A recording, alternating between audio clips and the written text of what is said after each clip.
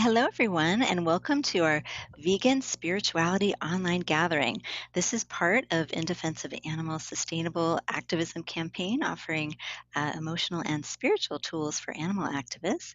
And my name is Lisa Levinson. I direct the Sustainable Activism campaign and have started this vegan spirituality community many years ago. And actually, we have different groups that meet in person all across the country. And if you'd like to attend one of those groups, or if you'd like to start one yourself, you can go to our website, which is veganspirituality.com. And if you'd like to reach out to us, you can do that through the contact page, or you can email veganspirituality@gmail.com, and we can help you get started on your own vegan spirituality group to spread the vegan love message of compassion.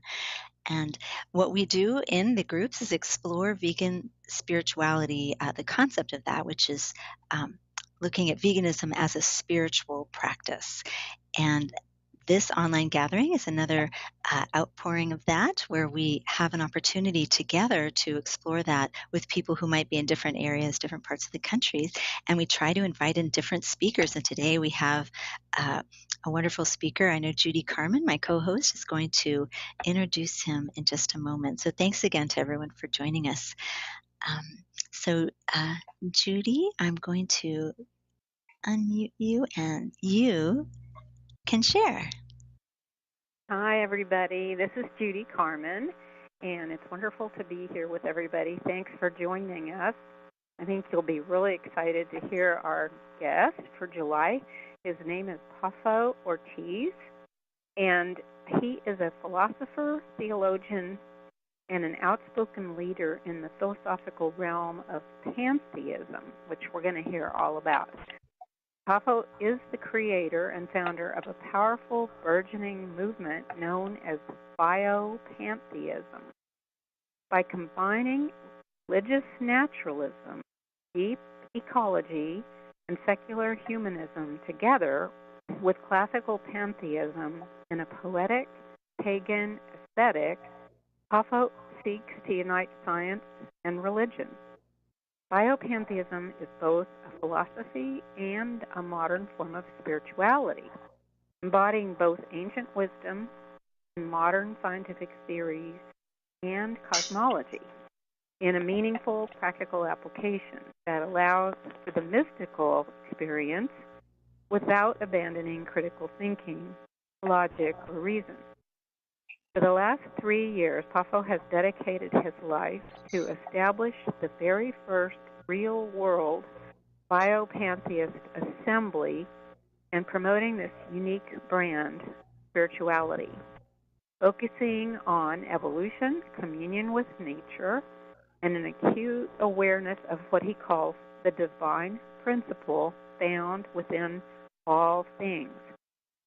By Googling his name, is Poffo Ortiz, P-O-F-F-O, Ortiz. You can find many videos and articles about biopantheism. So we are all excited to hear about this, Poffo, and welcome. So glad you're with us. Thank you. Thank you. I appreciate the opportunity. Yeah, well, we're so glad you're here. And why don't we start by you telling us about your journey to becoming vegan? Let me close out my Facebook so there's no noise. Okay, my journey in becoming vegan, I guess I would say that essentially my philosophy led me to veganism.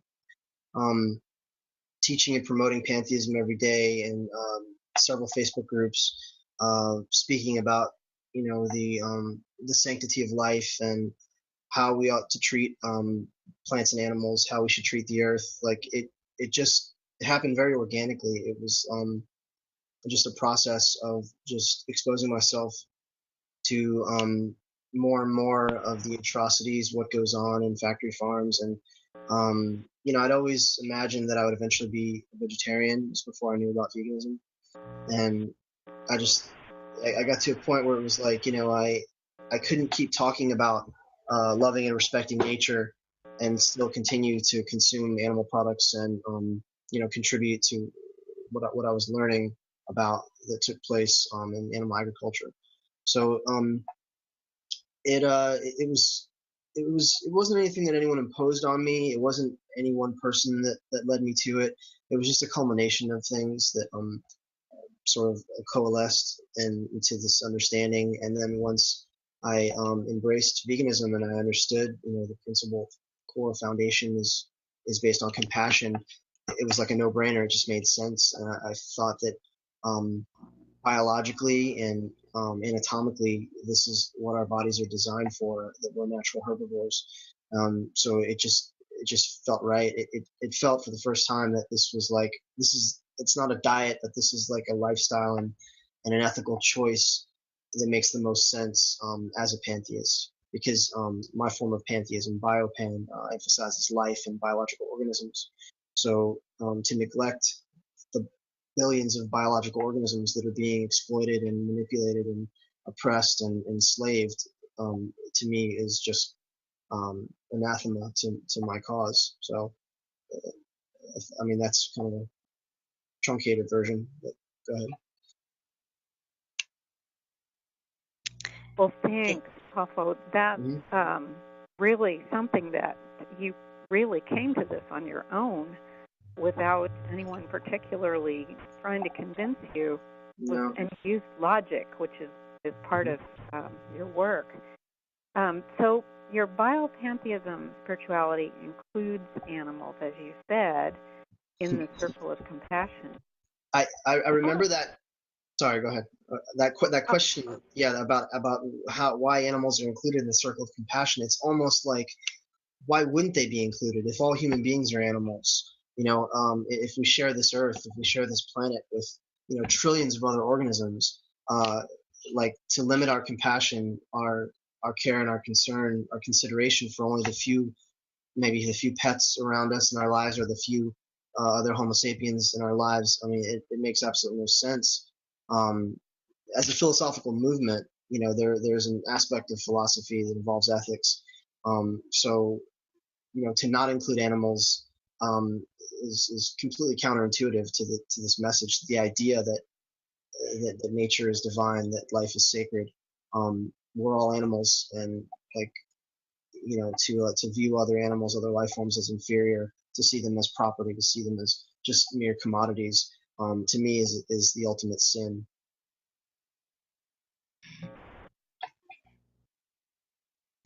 So your entire philosophy really includes animals, it sounds like.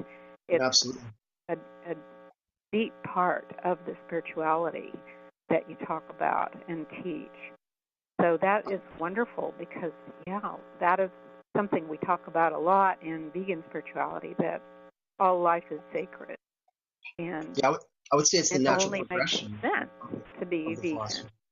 Yeah. Right. I would say it's just the natural progression of that belief system. Pantheism in and of itself, you have to understand, is a very nebulous, sort of broad.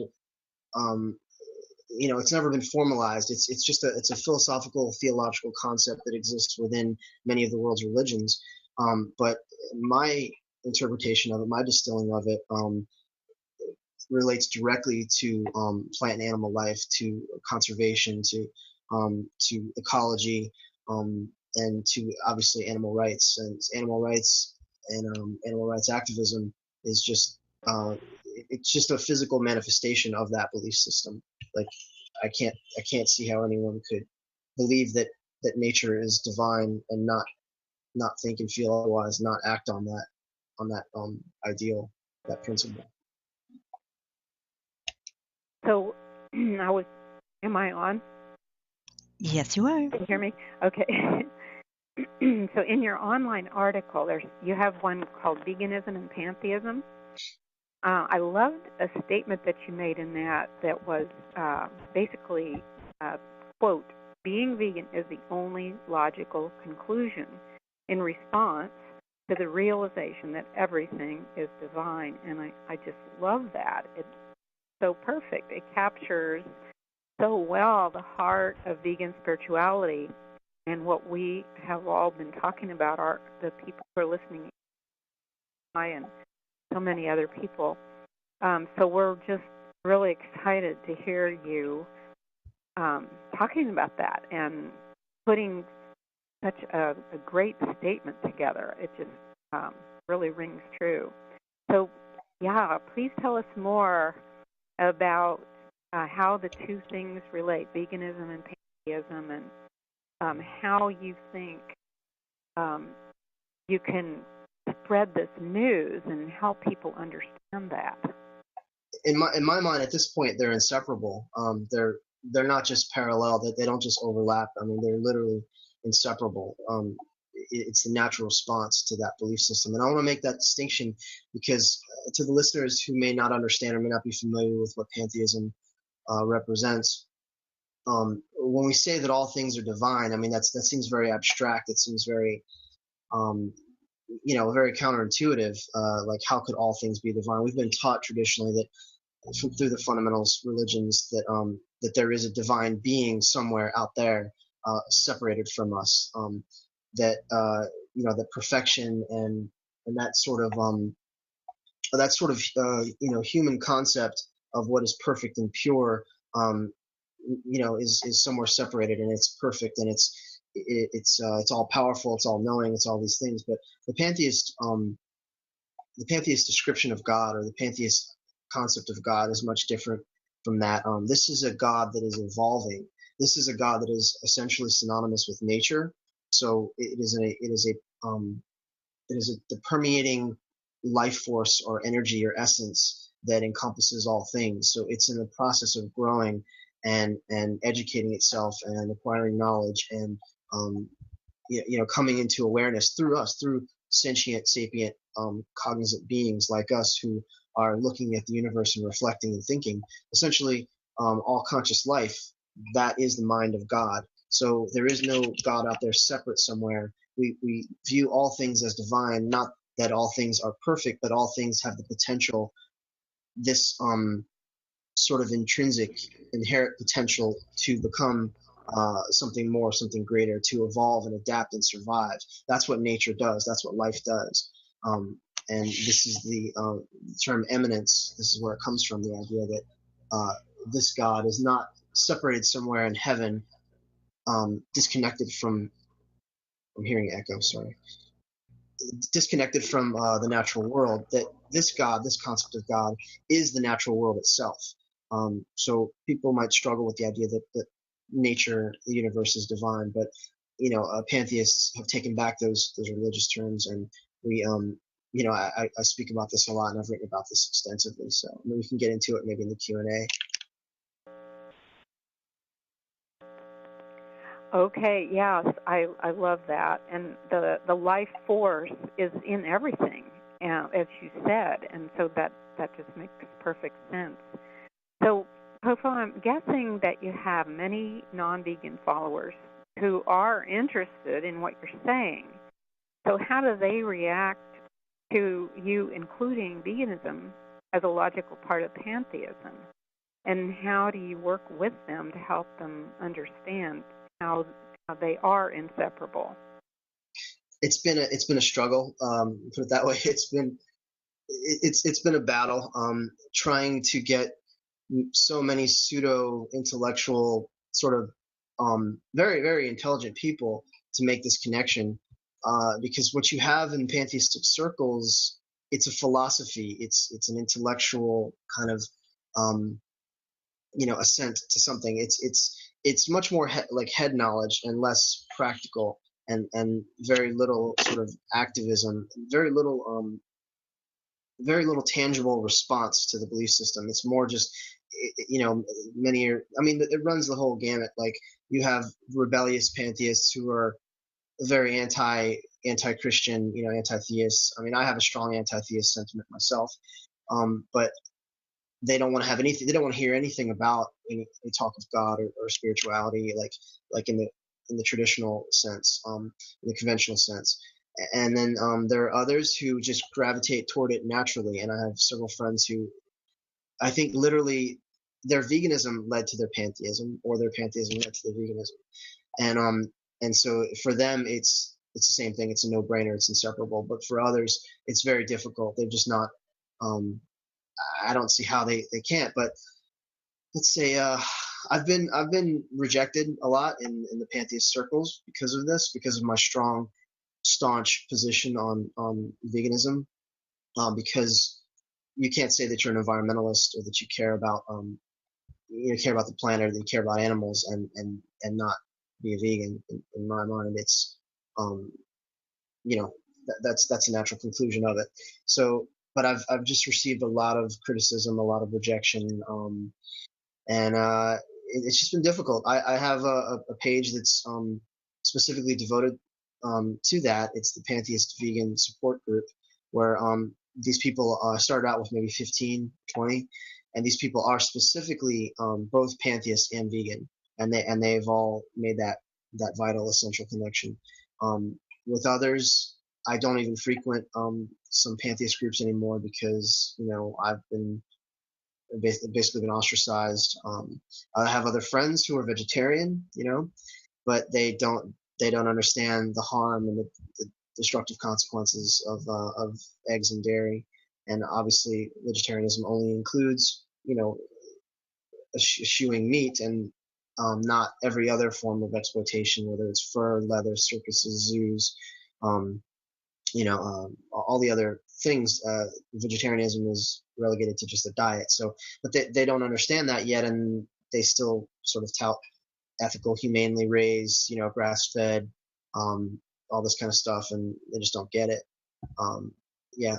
So it's just been, I guess the short answer, it's been difficult and it's not easy. I tend to go against the grain no matter what circle I'm in. I tend to kind of always, push harder and believe stronger, and I'm just much more I don't know, compelled to see change, to want to see change in the world. And I'm not content to sit back and leave it up to the politicians and and those in positions of authority and power. I think it's up to the masses, to the people, to communicate and influence others, and through media, through their writing, through making videos and online and stuff. I think social media is an incredible tool for that. Go ahead.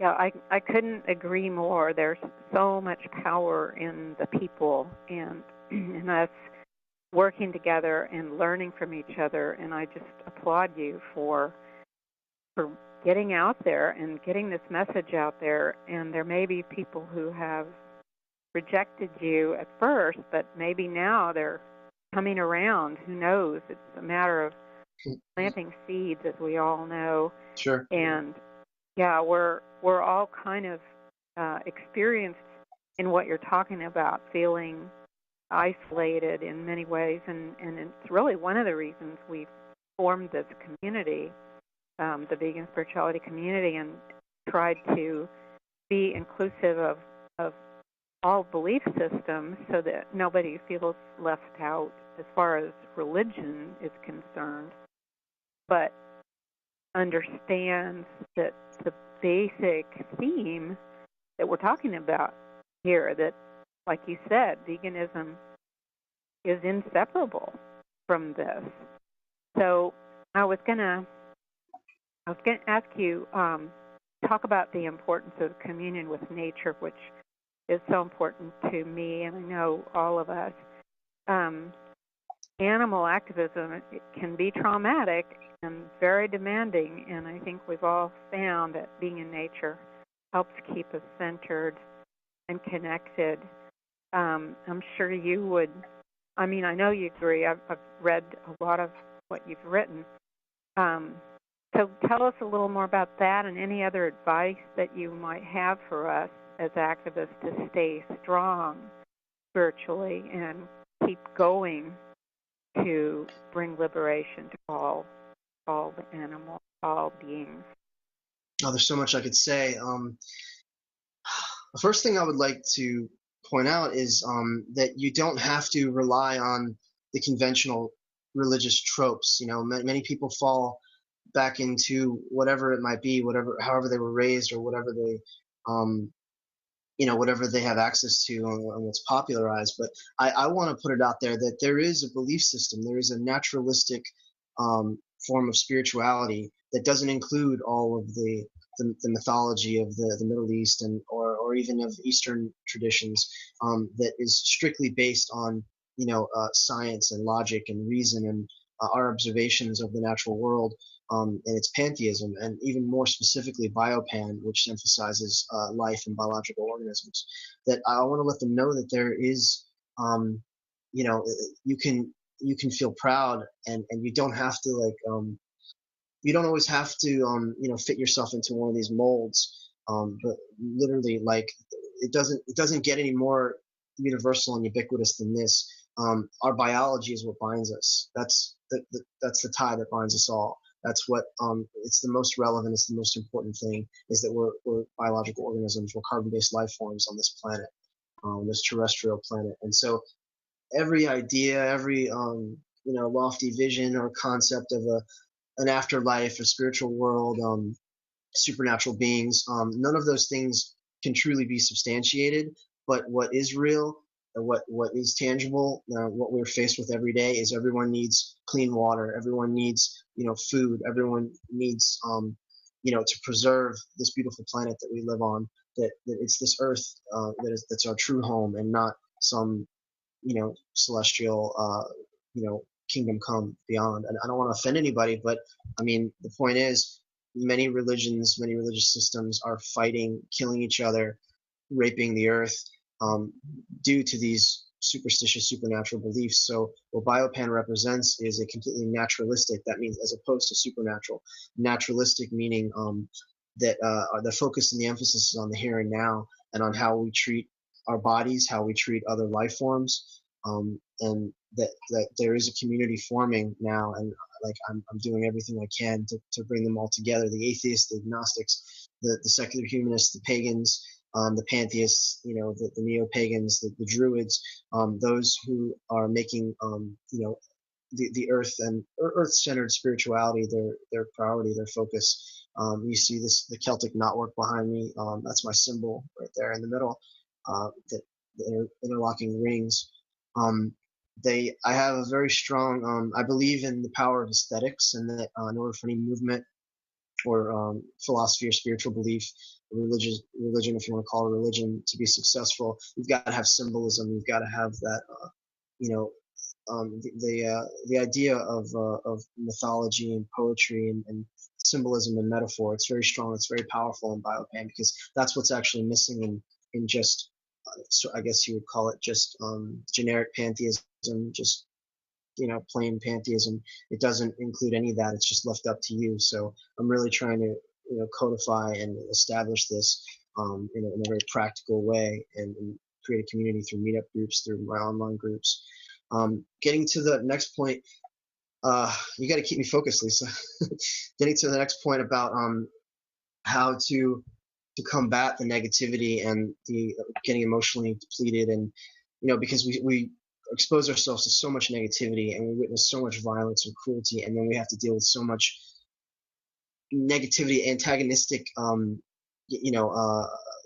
confrontation from people, from carnists, from meat eaters, from omnis, we call them, who are defending their their traditions, their habits and lifestyles, which are destroying the planet, destroying their own bodies, and obviously, most importantly, causing so much harm and suffering to non-human animals.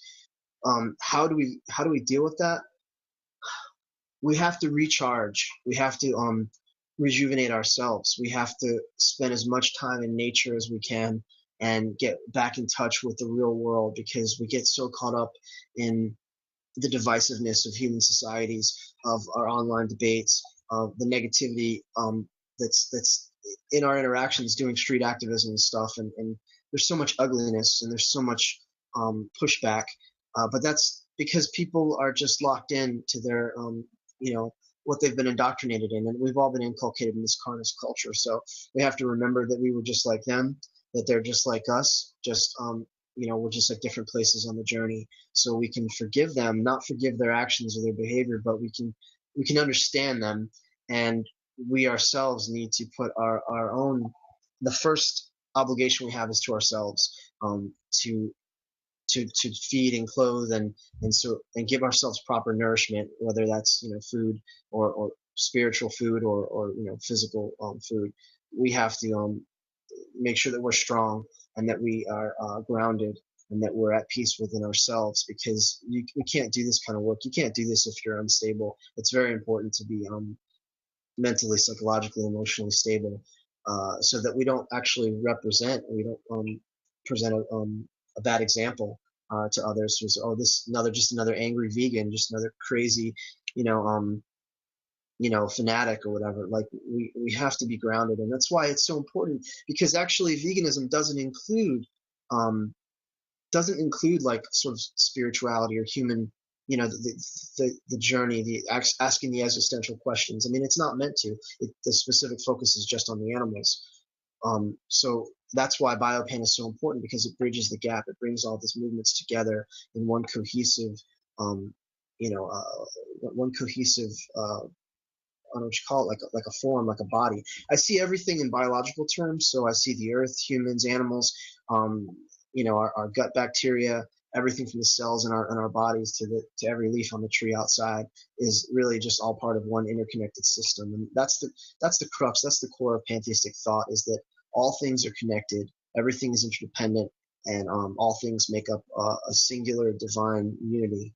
And even though there's many differentiated forms and there's polarity and there's distinction, we're all part of one just massive, incomprehensibly large system that I call Omnia. The Omnia is my word for nature.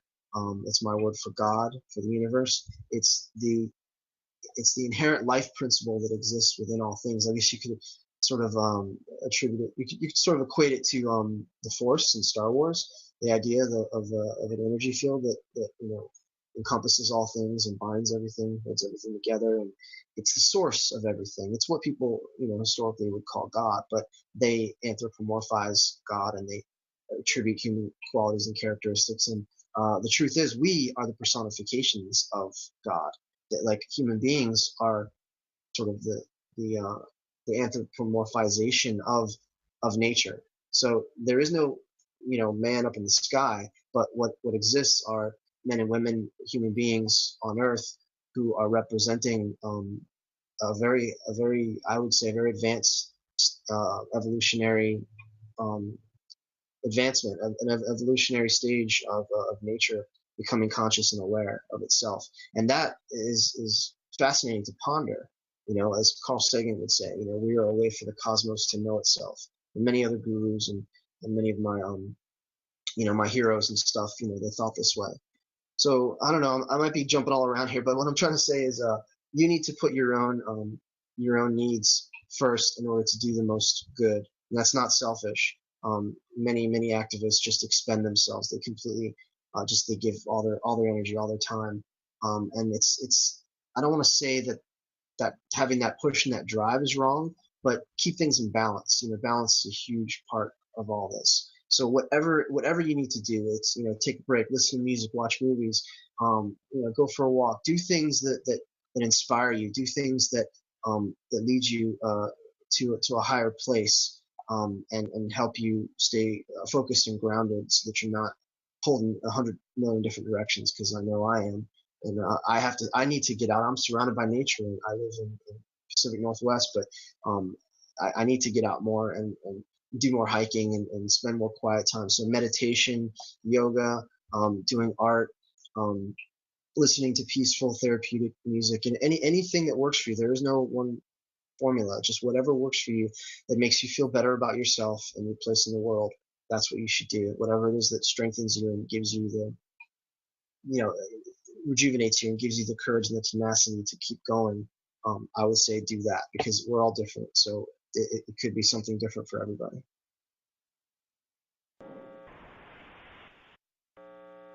Yeah, that's beautiful, Poffo, what you said, and I think, again, that's why we have these visits online, is to know that there are other people out there like us, and that our spirituality is a source of finding that emotional stability, and it's so important. Yeah, we've all seen people burn out, activists burn out, and just leave the movement. And if we don't take care of ourselves, like you said, then the movement will lose us, and can't lose anyone. Everyone is so important. Right. If we're to love your neighbor as yourself, right? I mean, Jesus said that, but you can't love your neighbor until you love yourself. You have to love yourself first. Healthy self-love. In a sense, look at the miraculous bodies we inhabit. Look at our ability to heal. Look at how incredibly complex our brain is. It's the most powerful microprocessor that exists. You guys still there? Like I would say, just look at your own physical form, and that can bring inspiration, and give your body what it needs so that you can carry on and do the work that you feel called to do. Poffo, it looks like you might have pressed a button to do screen sharing. Oh, sorry. Let me change that. Hold on. There it goes. There we go. That was me. Thank you. I honestly I didn't push anything, so I don't know how that happened. Yeah. Great. Okay. I'm back. Lisa's been muting me, everybody, because my phone is kind of buzzing. But I'm back. And I think we're almost ready for questions. But I just wondered, Poffo, if there's anything else you'd like to add before we do open for questions. I would like to direct people to my Facebook groups, to my website. All you have to do actually is Google Biopantheism, Biopantheism, and anything that comes up is pretty much, will lead you back to the work that I do. I have a website, I have a YouTube channel, I have several Facebook groups, Biopantheism, and then I have a Pantheist meetup group. It's just for facilitating, gatherings and stuff in a real world setting. I have the Pantheist vegan support group. I have podcasts I do. I'm working with Anonymous for the Voiceless now. I'm the organizer here in Portland. I'm also working with DXE. Like, I'm involved in a lot of different things, and I would just say get involved. And as you said, we're not alone.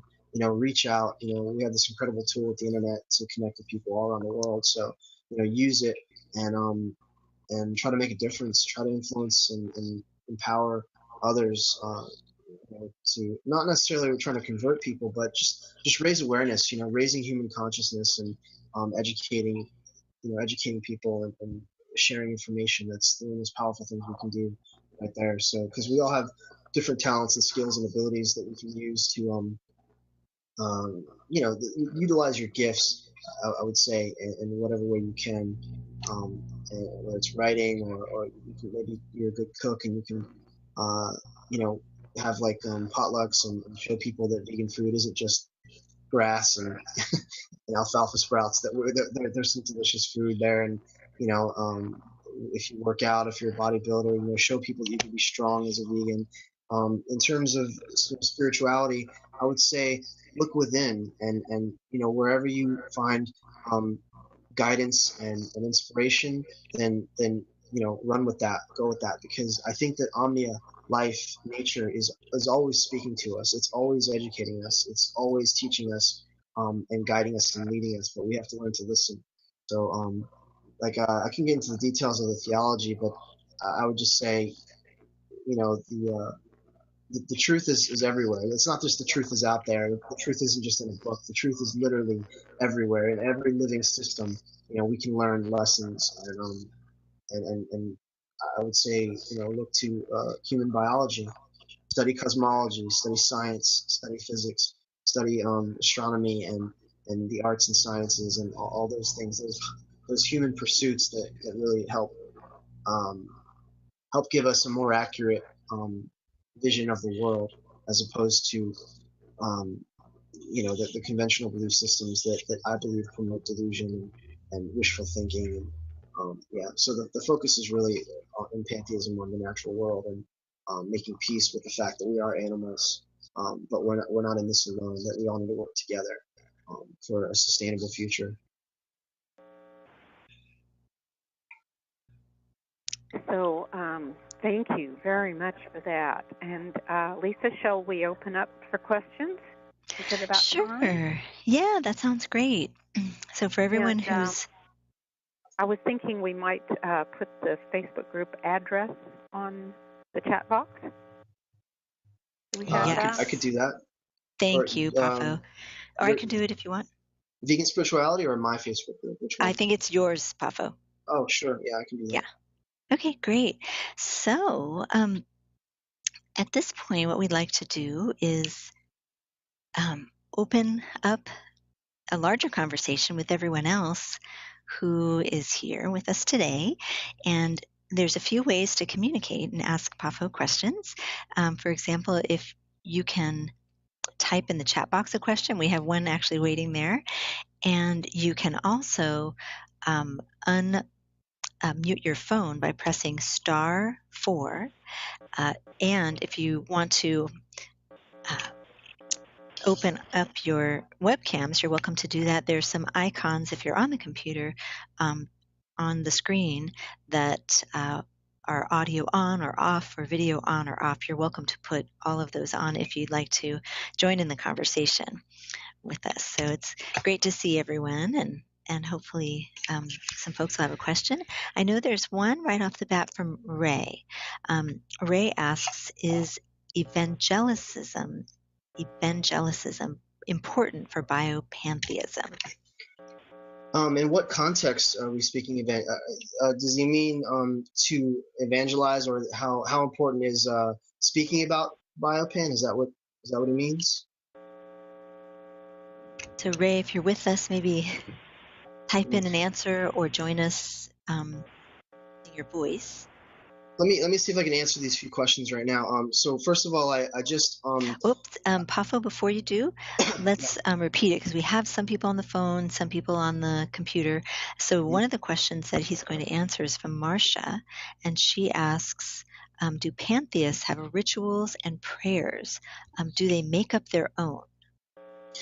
Okay, well, essentially, pantheism itself is just a very broad philosophy that essentially means that you equate the universe with God. So pantheists can vary from all walks of life. They can have all kinds of different religious slants. They can appeal back to Christianity, or some may have Jewish roots, or many follow the New Age movement and a lot of Eastern traditions. Essentially, if you're asking me what Biopan entails, a ritual is a good thing in terms of if you are doing something repetitively that helps ground you and keep you focused and like just helps to facilitate higher ideals. That's a good thing. So any form of ritual that you would like to do that brings you closer to the earth, that brings you that gets you more in touch with the cycles, the life cycles of nature, the cycles, the seasons. Many pagans obviously observe the solstices and the equinoxes. You can have your own ritual. I've been working for a long time to come up with unique and specific days, holidays that center around the luminaries, the great pantheistic luminaries who lived and died, and many of them suffered and were persecuted for their beliefs. So their birthdays and their death days, we can remember them, and on those days, do things that to commemorate these great men and women. Not many people know this. And Einstein, of course, Carl Sagan, Spinoza, Alan Watts, Giordano Bruno, going all the way back to the Stoics, Marcus Aurelius. These men are all considered pantheists and great influential figures throughout history that wrote about the idea that that nature is really the most powerful force there is. That there is no higher power beyond the universe and nature. If that sort of answers your question. If they can all connect with me, if they can join my Facebook groups, I can send them specific information I've written about all of these things as well. But as far as the evangelicism, if he means RK, Ray, yeah, he's asking the question. If he means like evangelizing, like speaking out, like spreading the message, how important is it? In Biopan, it's very important because we want to get as many people, raise awareness and educate as many people as we can. Obviously, it's not a requirement. There are no requirements in pantheism. It's just a very organic sort of, if I could define it, it's an awareness. It's just more of an awareness of the miraculous nature of life, of the natural world, the divine principle, I say, that's in all things. So it's not something that has this kind of dogma, although there are things I feel very strongly about that I'm very much against. And I have a list of my stipulations on my page when you join my group that talks about that we don't support animal agriculture, that we don't support supernaturalism and superstition, that that there's certain specific things that I am very adamant about, within, but that's because it's a very focused, codification of pantheism. And then someone else says, if we believe in it, really, we should share it. Yeah, I agree. It goes hand in hand. It's like being a vegan. It's like once you recognize that the life is precious and sacred, how can you continue to slaughter and mutilate animals or pay other people to do it? So we have another. This is a question from Kelly. Yeah, she says, any suggestions on how you discuss biopantheism with people who use their religion to justify eating meat? How does it complement Christianity or not, so that we can relate to the people we are talking to and try to get them to see how their relationship to see the relationship they have with animals and their dominion over them differently. It's one of the biggest problems that we have, that basically in the Judeo-Christian mindset. This is a religion that formed in the Bronze Age, was sort of reinvented in the Iron Age, a time when people had a very close relationship with animals and the earth, but I would not say a very salubrious one, a very healthy relationship. They were, it's where the idea of trading animals as property came from. And the idea of using them as a form of currency. So that mentality has bled over. It's filtered in, and it's never gone away. So basically, Judaism and Christianity, because it's written in their books. I mean, you guys already know this. There's a very strong idea or concept that we are above the animals, that we are God's highest, the pinnacle of creation, and pantheism completely wipes that out and says, no, we are all animals and we are all part of creation. And we go one step further. We're not just part of creation. We are the creator itself. The creator itself has spawned us, and we are little mini creators creating more life and abundance, or more death and destruction. We're the demons and the angels of this planet. But how do we deal with those people? You got to meet them where they're at. You have to understand the indoctrination, the level of indoctrination that's there, and I have some good insight into this, because I myself was once an evangelical Christian. I was a very strong Bible believing, born again Christian. That I went to Bible college. I wanted to, be a youth minister. It was my whole life, being an evangelist. So I understand that mentality, that mindset better than anybody, and it's really, I don't even focus on them. I go to the people who are willing to listen, and to those who are more open-minded. And if I interact with those people, if I come in contact with them, I would say, really think about this for a minute. Think about the idea that the creator of the universe is asking you to sacrifice and slaughter animals in the Old Testament because of something bad that you've done. And in the New Testament, we have one human sacrifice that takes away all of the bad things you've done. And this is a very primal, primitive, concept, the idea of substitutionary atonement, that really makes no sense. It's very archaic. I would try to point out sort of the archaic nature of the mythologies that they're ascribing, and you can go through the Bible. You can make the Bible say anything you want to say. You can go and find verses that promote animal cruelty and the idea that we have dominion over the animals, or you could find verses that say, I think it says, the righteous man cares for the needs of his animal, but even the kindness acts of the wicked are cruel. It's a proverb somewhere. So you could find verses to say whatever you want to say. I tend to not take that route. I would just appeal to the person's own sense of morality and logic, and say, in this civilized society, you wouldn't treat a dog or a cat this way. So why do you treat cows and chickens and pigs and turkeys like this? Because they have just as much intelligence, just as much capacity to feel as these other animals. So that's selective compassion right there. I would just point out the logical fallacies. I would try to use logic and reason, and use the Socratic method. Ask questions, get them to start thinking critically, and they'll come to their own conclusions. I hope that answers your question, Kelly. Yeah, that was a great answer, I think. Thank you so much, Poffo. I'm just wondering, Kelly, if you have anything else you'd like to add to that, feel free to chat it in the box, or you can also just ask. If anyone has a question, feel free to unmute yourself or use the icons on the screen to share your webcam. We'd love to see you. It looks like there's 18 participants, but I don't see anybody else's face. I see Waldo there. I'd like Waldo to chime in. He's an old friend of mine. Oh, great. Well, let's see. I will, just in case, Waldo, if you'd like to share anything, you're welcome to. I just unmuted your microphone.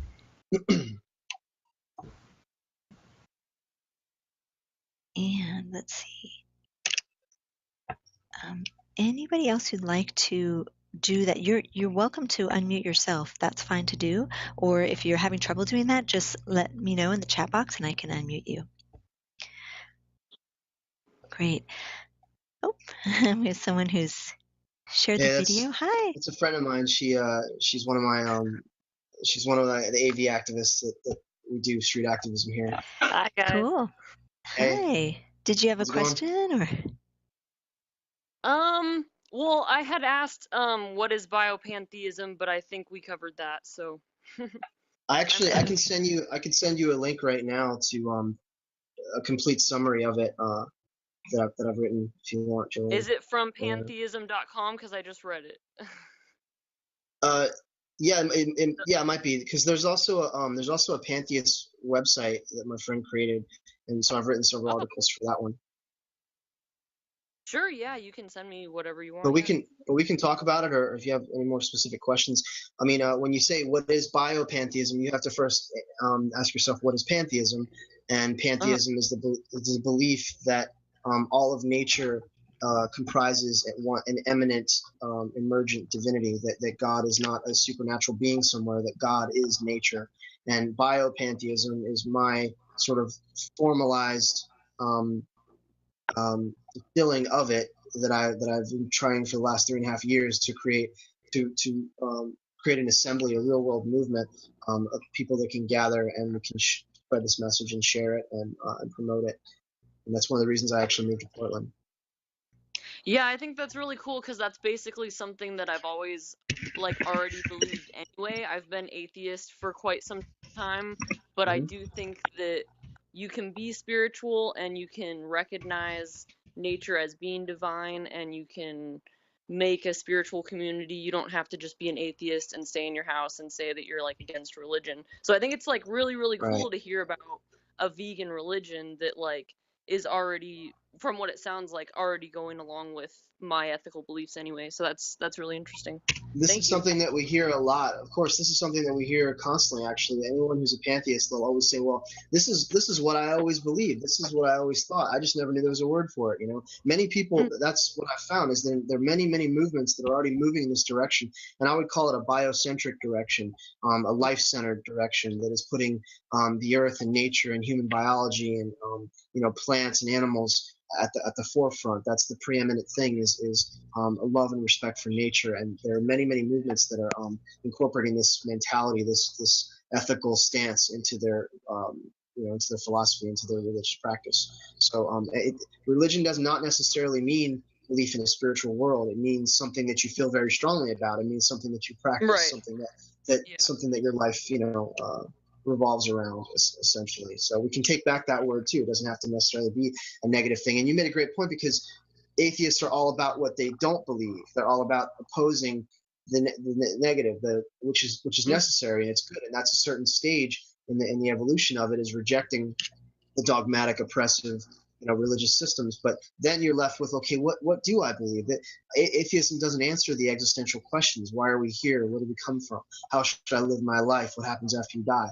And that's where pantheism comes in. It's a naturalistic explanation for all these things. It's based on science. It's based on observation, and yet I believe that human beings can have a spiritual experience, a transcendent, transformative encounter with other life forms, other animals, plants, animals, the earth, the other people, that can totally change them and inspire them. And so that's a religious experience, and it doesn't have to always be filtered through the context of the pre-existing Buddhism, Christianity, Islam, Judaism. You follow? Is that Ray? Does Ray want to say something? Yeah, we do have a couple questions in the chat box. I wanted to let you know. Yeah. We have a question from Marcia, and she's asking, do you see a relationship between biopantheism and Wicca? Absolutely. The central theme in Wicca is, communion with nature, observing the life cycles, the seasons. I love Wiccanism. I just don't ascribe to a literal belief in the gods and goddesses, because, with neo-paganism, it's kind of a, choose your own. You pick and choose what you want. Some believe in Egyptian gods, some believe in the Nordic gods, some believe in the Celtic and the Gaelic, folklore. So I would say the rituals in Wicca are beautiful. The ceremonies, the focus, the emphasis, the aesthetics of Wicca are amazing. I've tried to incorporate all of that into Biopan without the supernaturalism. So it's not hard what we call hard theism. It's more embracing the aesthetics of it, because these were the first religious traditions before paganism. Was animism. Animism is basically the forerunner for pantheistic thought, the belief that all life has its own essence, its own energy, its own spirit. Every plant, every animal, every rock and tree is essentially alive and carries with it this divine principle, because it's part of the greater cycle, the greater whole. So there's definitely a relationship there. Obviously, there's not the same kind of pageantry and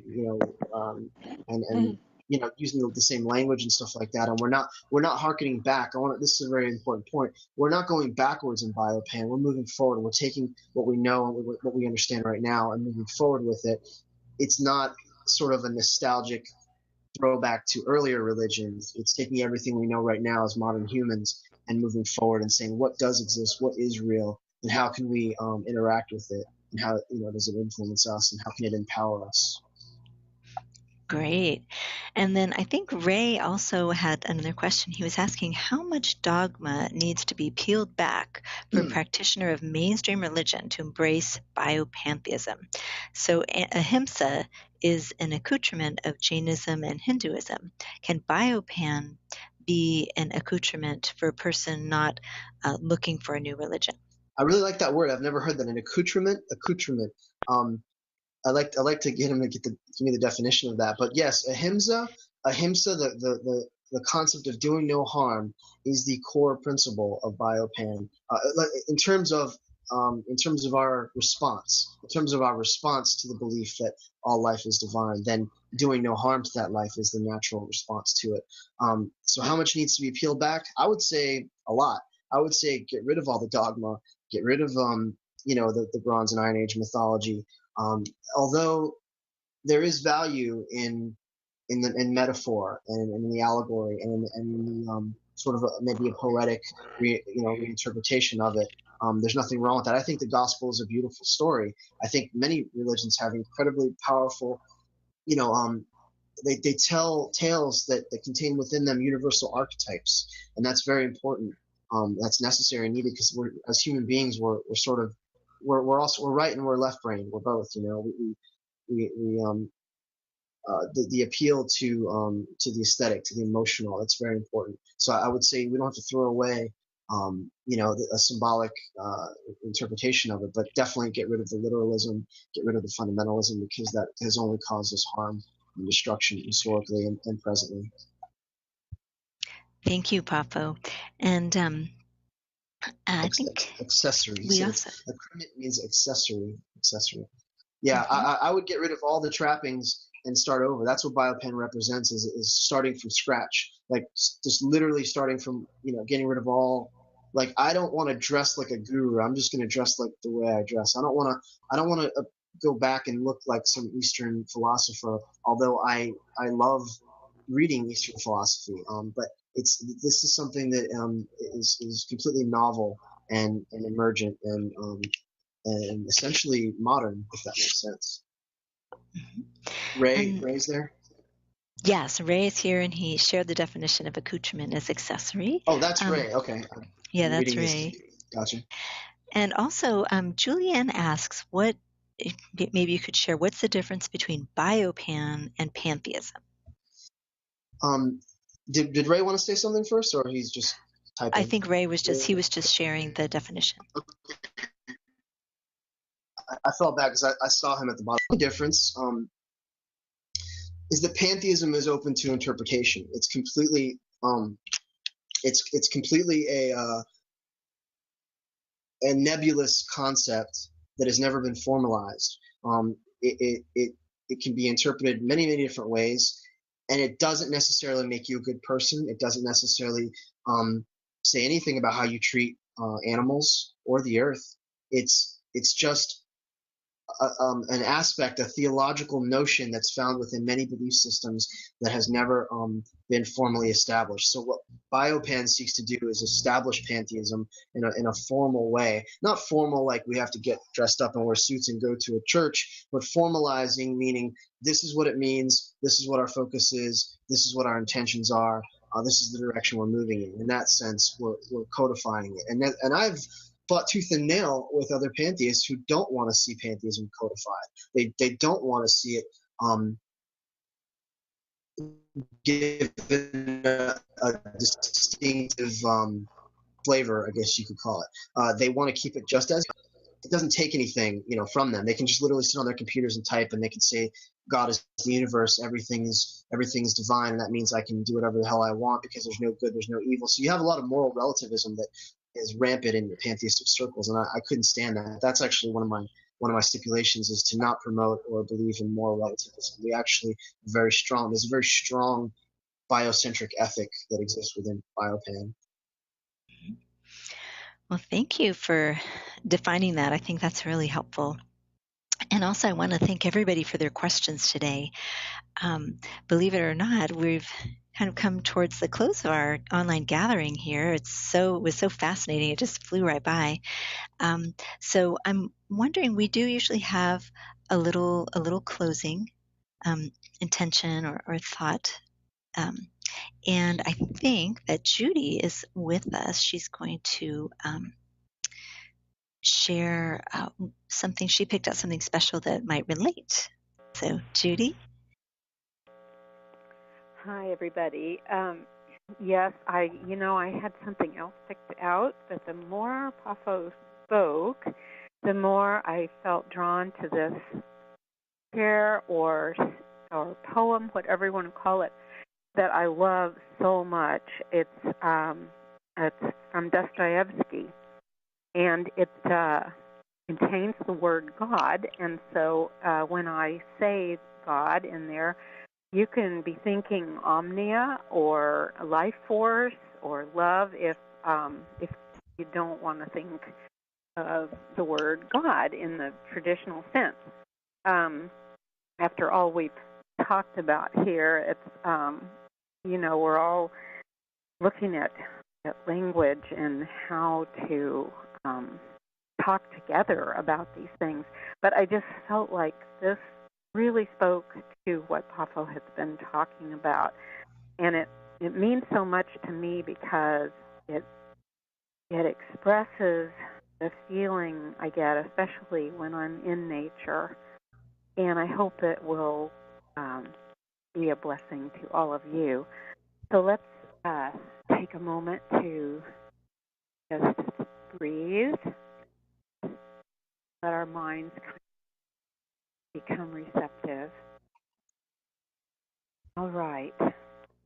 Love all God's creation, the whole of it, and every grain of sand. Love every leaf, every ray of light. Love the animals. Love the plants. Love everything. If you love everything, you will perceive the divine mystery in things. And once you have perceived it, you will begin to comprehend it ceaselessly, more and more, every day. And you will at last come to love the whole world with an abiding, universal love. Thank you, everybody. That was awesome. That is beautiful, Judy. Thank you so much for. I love that. Yeah. That's pantheistic. I mean, I have no problems using the word God, as long as people know that I'm speaking about nature and not man in the sky. You know? Right. Yeah. Sometimes we just have to insert our own. Yeah, we have a, I've always said we need to redefine the word God and update our definition of nature. And that's why I have my own terminology. I call it the omnia. Omnia means everything. It means all in Latin. It's the same as the Greek word pan in pantheism. So it's just like you can call yourself an omnideist or an omnitheist. It just means all. But I do want to say that doesn't necessarily mean all things, like all ideas, like all actions, all thoughts are noble and healthy. And it means all of physical existence, the physical world, the physical universe itself. That's what we see as sacred and divine, because it was here long before us. It'll be here long after us. We're just a part in this play. And we have a creator, we have a source, and we have something that sustains us, and it is the natural world. It is nature itself. Mother Nature. To me, that's God. That's the only thing that's really worthy of reverence and respect. But then when you think of that, what does that mean? That means my cat, and you, Lisa, and you, Judy, and my own body, and all things living are really manifestations of that all. So all of life is really worthy of reverence and respect. Not worship, but reverence, healthy reverence and respect. Yeah. Wow. Well, thank you so much, Poffo. Sure.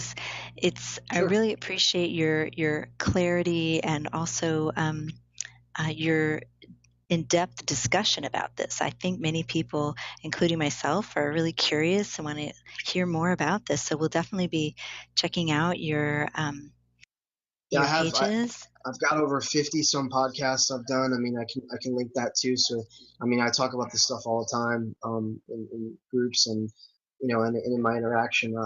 As far as animal rights activism, obviously the main focus is getting people to stop torturing and killing and mutilating animals. But once they get past that, we can talk about spirituality. We can say, what are your spiritual beliefs, and where does it all fit in? Because you can't imagine that a benevolent divine being would approve of this, of what we do to other non-human animals. So, yeah, it's all related. Yeah, and thank you very much for sharing your views and your values and your work. This is a very noble cause to start a religion, and we're behind you all the way, all of us vegans and spiritual vegans. So, and Just have me thanks on again. Yeah, of course. And we're also grateful for everyone who joined us today, because we are a community. That's what we do, is explore these ideas together so we can more clearly understand our own beliefs and how they relate to our vegan practices. And stay tuned for next time on our next Vegan Spirituality online gathering. We will be having John Busanow, and he is he's from Dharma Voices for Animals. He'll be sharing a bit about his journey, and he's also written a book about Buddhism, veganism, and you. So we look forward to hearing from him in the next month.